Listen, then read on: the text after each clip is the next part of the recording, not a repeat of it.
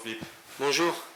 Une première question, on va faire un petit point infirmerie et notamment demander des nouvelles de Rasmus. Ça va plutôt bien. Il ne s'est pas entraîné bien sûr hier et aujourd'hui, mais lui il est optimiste pour être dans le groupe à Clermont. Forcément on prendra la décision demain, mais je dirais ballottage favorable. Petite entorse cheville, c'est ça en gros Oui, puis un bon coup aussi, oui. Je pense que la cheville a un hématome, donc, mais il avait l'air d'être confiant. À part ça, RS. À part ça, RS, tout va bien. Une petite question sur Paris avant d'embrayer. Est-ce que vous avez eu le temps de revoir le match? Et à froid, est-ce que vous faites la même analyse? Non, je n'ai pas revu le match parce qu'il ne m'intéresse pas. Nous, on est tout de suite focus sur Clermont. Quand on joue tous les 3 jours, il ne faut pas trop s'embrouiller. Donc, en plus, Paris, c'est vraiment un match particulier à part. Donc, je n'ai pas revu le match et on s'est vite focalisé sur Clermont. 100%. Bonjour, Brice Vidal, à 100%. Est-ce que vous pouvez nous parler de ce joueur grec qui arrive dans l'effectif toulousain? Qui il est, comment il joue, Bon, c'est un 6-8, un joueur plutôt relayeur, avec une bonne technique, une bonne activité. Pourquoi lui? Pourquoi pas? C'est à vous de le dire. Hein? C'est à vous de le dire. Pourquoi pas lui? Non, ça correspondait à un profil qu'on cherchait pour renforcer le milieu. D'accord. Sur le mercato, Philippe, justement, maintenant que c'est bouclé, est-ce que vous êtes satisfait? Est-ce qu'il y a quelques regrets sur certains points? Non, la satisfaction, on verra dans 3-4 mois, parce qu'on recrute bien sûr des joueurs, et comme leur explique à chaque fois, c'est que il va falloir qu'ils s'adaptent à l'équipe, qu'ils s'adaptent à la Ligue 1. Il y en a, ça se fait de manière très rapide, d'autres un peu plus long, d'autres n'y arrivent pas du tout. Donc Mercato, on pourra faire des commentaires dans 2-3 mois pour voir comment les joueurs se sont bien adaptés et à l'équipe et à la première division française qui est particulière. Sur la quantité, on va dire, en tout cas sur le nombre d'arrivées, est-ce que ça vous satisfait? Oui, on a un groupe de défenseurs à droite où il peut y avoir un petit manque Non, on a des jeunes, on a un groupe de 20-21 joueurs, c'est pas un gros effectif, mais on ne souhaitait pas non plus avoir un gros effectif, donc on est à peu près on est équilibré. Bonjour Philippe. Justement, est-ce que les 2 derniers arrivants, on va dire, sont sélectionnables pour le match à Clermont? Faut voir alors là, il y a un problème de qualification administrative, j'en saurai plus cet après-midi, donc je ne peux pas vous répondre. Vous nous aviez dit aussi que vous recherchiez des joueurs qui étaient aptes à jouer rapidement en Ligue 1, on va dire. Ouais. Est-ce que c'est le cas des 2 nouveaux arrivants? Les 2 joueurs sont fit. Birman, lui, a fait pas mal de compétitions. Les championnats scandinaves ont démarré depuis février, donc il a fait des matchs de Coupe d'Europe. Au sujet de Tsingas, lui, il est fit aussi, même s'il manque un peu de compétition, parce que ça fait un petit moment qu'il n'a pas joué des matchs de compétition. Mais il s'entraînait régulièrement, il était sur le banc de touche de son équipe, donc les 2 sont fit. Après, c'est au niveau du rythme. Il y en a peut-être un qui sera un peu plus près que l'autre. Pour conclure sur le match de Paris, quand on voit la prestation qu'a fournie votre équipe, l'intensité, la volonté d'aller de l'avant et vraiment aussi d'être globalement solide derrière avec cette défense à 3, est-ce qu'il n'y a pas quelques petits regrets par rapport au premier match que vous avez livré ici, notamment face à Nice et face à Lorient? Chaque match est différent et les adversaires sont différents, le contexte est différent, donc non, on n'arrive pas à comparer les matchs parce que le contexte est différent, les équipes sont différentes. Je reviens sur le mercato rapidement. Il y a quand même une bonne nouvelle, c'est aussi que vous avez réussi à conserver Branco, Stein, vos cadres de l'année passée, ce qui n'était pas acquis au départ. Oui, c'est sûr que c'est une bonne chance, même si Pierre Driss sur les croisés, Nathan Ngoumou, c'est quand même 2 fers de lance en attaque. Et là, c'était 2 grosses pertes, mais on n'a pas perdu dans tous les secteurs. Donc plutôt pas mal. C'est mieux, c'est moins pire que ça aurait pu être. Vous avez dit un mot sur Tsinga, un petit mot aussi sur Birma. Ouais. Vous pouvez le présenter rapidement? Oui, c'est un joueur qui a un bon profil, qui rentre dans nos principes offensifs, très dynamique, rapide. C'est un joueur qui a joué la Coupe d'Europe aussi, donc il a un niveau intéressant. Et c'est pareil, comme j'ai dit ce matin, maintenant, il va falloir qu'il rentre dans le moule de l'équipe. Et puis la Ligue 1, où certains forcément sont très surpris de la puissance et de la vitesse que dégage la Ligue 1.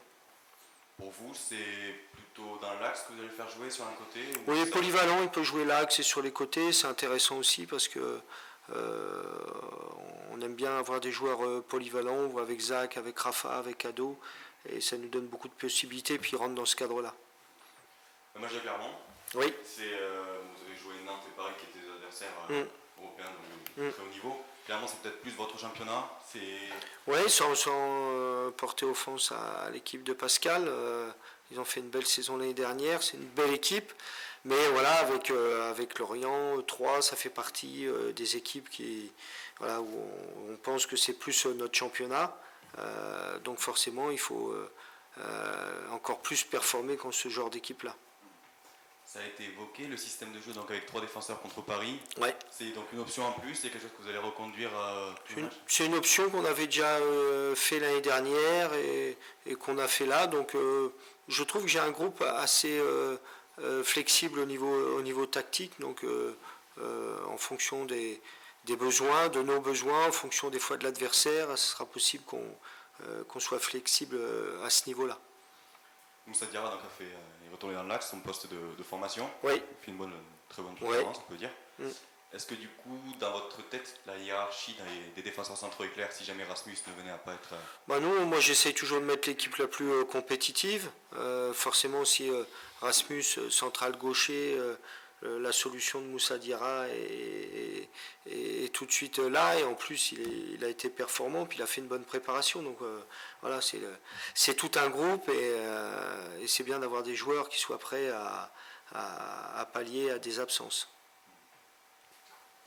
Est-ce que coach, vous êtes un peu soulagé aussi que la frénésie PSG soit passée et qu'on retrouve un petit peu des standards habituels pour le TEF et pour la saison à venir? Non, c'est habituel quand on rencontre des grandes équipes. Et l'année dernière, on souhaitait tous être en Ligue 1 et recevoir des grandes équipes. Donc maintenant qu'ils sont venus, on ne va pas se plaindre non plus.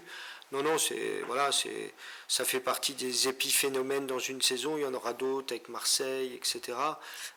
Mais l'avantage, c'est qu'on est capable de vite switcher et que ça, c'est derrière nous et que Clermont, c'est un autre match, un autre contexte et les 3 points sont tout aussi importants. Monaco a fait un gros match au Parc dimanche avant de sombrer à domicile 3 jours après. Est-ce qu'il y a ce risque-là aussi d'avoir... nous, on n'a déjà pas fait un gros match au Parc. D'avoir tout donné déjà... mercredi contre Paris et d'être un peu cuit, cramé dimanche. C'est sûr qu'on a 3 matchs dans la semaine avec 2 à l'extérieur et Paris à domicile. Ça impacte physiquement, mais nos amis clermontois qui ont joué à Marseille, je ne suis pas sûr que ça a été un match tranquille non plus. Donc voilà, il y a une équité, c'est pas ça qui m'inquiète. D'autres questions? Le bilan de début de saison était plutôt bon avant ces deux défaites. On est à 5 points dans 5 matchs. Il n'y a aucune urgence, mais est-ce que malgré tout, on regarde déjà le classement On regarde les points à acquérir. On savait qu'après les 3 premiers matchs, on allait avoir 2 matchs difficiles contre une équipe qui joue la Coupe d'Europe, l'autre qui postule pour gagner la Champions League. Et après, chaque jour sa vérité. Clermont est important et il n'y a que 5 matchs, il en reste 33. Ça fait quand même 99 points, donc il y a beaucoup de points à prendre. Et c'est là-dessus auquel on est focalisé. Justement, est-ce que ce match, pour vous, c'est vraiment le plus important de cette semaine à 3 matchs? Ils sont tous importants, parce que quels que soient les matchs, il y a 3 points en jeu. Ce qui est important, c'est les points. Alors forcément, comme on n'en a pas pris sur les 2 premiers, on espère que le 3e sera plus productif. Mais à chaque match, il y a une chasse au point, parce que c'est déterminant pour le classement, puis pour le mental de l'équipe aussi. D'autres questions?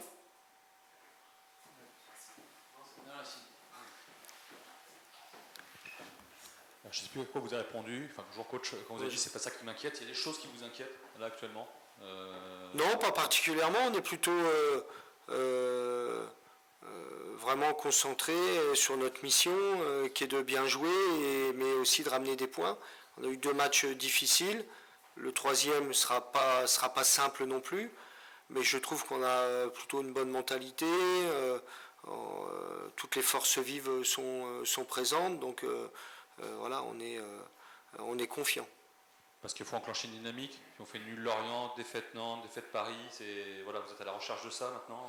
Oui, mais on savait qu'on allait jouer des équipes quand même difficiles. Et on sait que tout sera difficile, donc on est prêt à batailler à chaque match et à se relever quand il y a, comme après Paris, une défaite. Et ça va être notre lot quotidien d'être résilient et même quand ça gagne bien de continuer, puis quand ça perd de vite retrouver la victoire. Qu'est-ce que vous pensez de cette équipe clermontoise, de ses performances depuis le début de l'année? C'est une bonne équipe, on les a joués en amical, ils nous ont battus en amical. Réputation d'une équipe qui joue très bien, qui a fait l'année dernière, ils étaient annoncés comme postulant à la descente et finalement ils se sont bien maintenus. Voilà, on sait que toujours c'est une équipe pas facile à jouer, parce qu'ils ont une bonne qualité de jeu, mais nous on sait qu'on est capable d'embêter ce genre d'équipe aussi.